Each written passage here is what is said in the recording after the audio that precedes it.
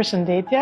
sot do të prezantojmë rastin e zotit Muharrem Kabili, qytetar nga Durrësi, i cili është drejtuar platformës së bashkëqeverisjes për zgjidhjen e problematikës së tij. Qytetari ankohet për vonesën në rishqyrtimin e pensionit të tij nga Instituti i Sigurimeve Shoqërore, pas dorëzimit nga ana e tij të vendimit së gjykatës administrative të apelit për njohjen e viteve të punës. Pasi kërkesa u mor në shqyrtim nga Bashkëqeverisja, Drejtoria Rajonale e Sigurimeve Shoqërore Durrës ka kryer rishqyrtimin e pensionit në bazë të vendimit të gjykatës